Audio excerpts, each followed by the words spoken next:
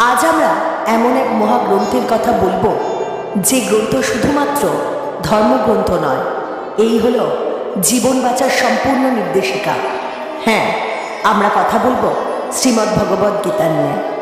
যুদ্ধের ময়দানে দাঁড়িয়ে এক হতাশ বিভ্রান্ত মানুষের সামনে যে অমর বাণীগুলি উচ্চারিত হয়েছিল, আজ হাজার হাজার বছর পেরিয়েও সেগুলো আমাদের জীবনের প্রতিটি সংকটে আলোর দিশা দেখায়।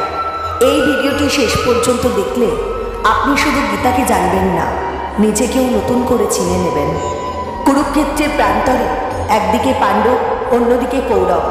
যুদ্ধ শুরু হতে যাচ্ছে, আর সেই মুহূর্তে অর্জুন তার নিজের আত্মীয় স্বজন, গুরু, ভাইদের দেখে মন থেকে যুদ্ধ করতে ভয় পেয়ে যান। তিনি অস্ত্র নামিয়ে রেখে শ্রীকৃষ্ণকে বলেন, আমি যুদ্ধ করতে পারবো না। ঠিক সেই মুহূর্তেই শ্রীকৃষ্ণ তাকে যে জ্ঞান দেন, সেটাই শ্রীমদ্ ভগবদ্ গীতা। মানুষের মনে দ্বন্দ্ব আসবে। অর্জুন নিজের কর্তব্য ভুলে আবেগে ভেঙে পড়েছিলেন। মানুষ জীবনে কঠিন সিদ্ধান্তের সময় ভয় পায়, দ্বিধায় পড়ে, এটাই স্বাভাবিক। কিন্তু সেই সময়ে সঠিক দিক নির্দেশ প্রয়োজন। আত্মা আমার। শ্রীকৃষ্ণ বলেন, এই দেহ নশ্বর, কিন্তু আত্মা চিরন্তন। মৃত্যু মানেই সব শেষ নয়। আত্মা কখনো জন্মায় না, মরেও না। তাই ভয় না পেয়ে কর্তব্য পালন করো, কাজ করো, ফলের আশা ছেড়ে দাও। নিজের কাজ করো নিষ্ঠার সঙ্গে, কিন্তু ফল কী হবে সেটা ঈশ্বরের হাতে ছেড়ে দাও। ফল আসক্তি মানুষকে দুঃখী করে। সত্য জ্ঞানী মুক্তির পথ। শ্রীকৃষ্ণ বলেন, যখনই ধর্মের অবমাননা হয়, তখনই আমি পৃথিবীতে অবতীর্ণ হই। জ্ঞান ও কর্ম একসাথে চললে মানুষ সত্যিকারের উন্নতি করে। সংসারে থেকেও সাধু হওয়া যায়। বাড়ি সংসার ছেড়ে বনে যেতেই হবে এমন নয়। মন যদি নিষ্কাম হয়, তাহলেই তুমি সন্ন্যাসী। মনকে জয় করাই আসল বিজয়। যে নিজের মনকে জয় করতে পারে, সেই প্রকৃত বিজয়। ধ্যান মানুষকে শান্ত ও স্থির করে। ঈশ্বর সব জায়গাতেই আছেন। এই পৃথিবীর প্রতিটি কোণায় ঈশ্বরের উপস্থিতি আছে। তাকে জানতে গেলে ভক্তি দরকার। মৃত্যুর সময় যার কথা ভাবো, তাকেই পাও। মৃত্যুকালে মানুষের সারা জীবনের ভাবনায় তার পরের জন্ম নির্ধারণ করে। ভক্তিই হলো শ্রেষ্ঠ পথ। যে মানুষ সরল মনে ভগবানকে স্মরণ করে, ভগবান তাকে গ্রহণ করে, সে যেমনই হোক না কেন। সমস্ত মহিমার ভেতরেই আমি আছি। শ্রীকৃষ্ণ বলেন, পাহাড়ের মধ্যে আমি হিমালয়, নদীর মধ্যে আমি গঙ্গা। প্রকৃতির সমস্ত সৌন্দর্যের মধ্যে ঈশ্বর বিরাজমান।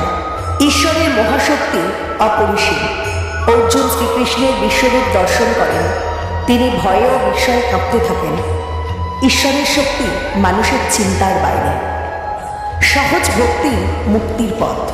যে সবসময় ঈশ্বরে মন দেয়, অন্যের ক্ষতি করে না, সেই তো প্রকৃত ভক্ত। দেহ ক্ষেত্র মাত্র।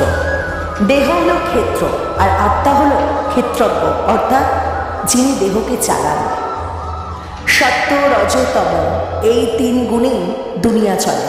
সত্যগুণ হলো শান্তি ও জ্ঞান, রজগুণ হলো লোভ ও কর্মব্যস্ততা, তমগুণ হলো অলসতা ও অজ্ঞানতা। এই তিন গুণের প্রভাব আমাদের জীবনে পড়ে। এই সংসার একটি উল্টো অসত্য গাছ।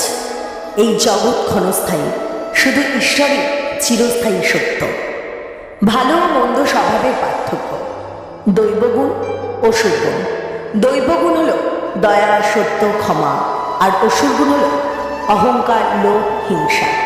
যে দৈবগুণে চলে, সে মুক্তির পথে যায়। বিশ্বাস তিন রকমের: সাত্ত্বিক বিশ্বাস, রাজসিক বিশ্বাস, তামসিক বিশ্বাস।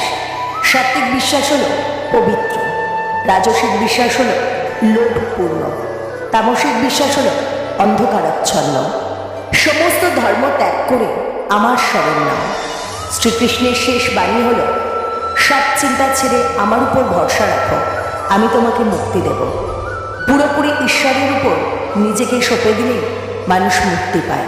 প্রিয় দর্শক বন্ধুরা, শ্রীমদ্ ভগবদ্ গীতা হলো হতাশ মানুষের সাহস, দুর্বল মানুষের শক্তি, বিভ্রান্ত মানুষের দিশা এবং ক্লান্ত জীবনে নতুন আশার আলো। আজ আপনি গীতার বাণী শুধু শুনলেন না, আপনি জীবনের নতুন পথও চিনে নিলেন। যদি আপনি ছাত্র হন, গীতা আপনাকে একাগ্রতা শেখাবে। যদি আপনি কষ্টে থাকেন, গীতা আপনাকে শক্ত করবে। আর যদি আপনি পথ হারিয়ে ফেলেন, গীতা আপনাকে দিশা দেখাবে।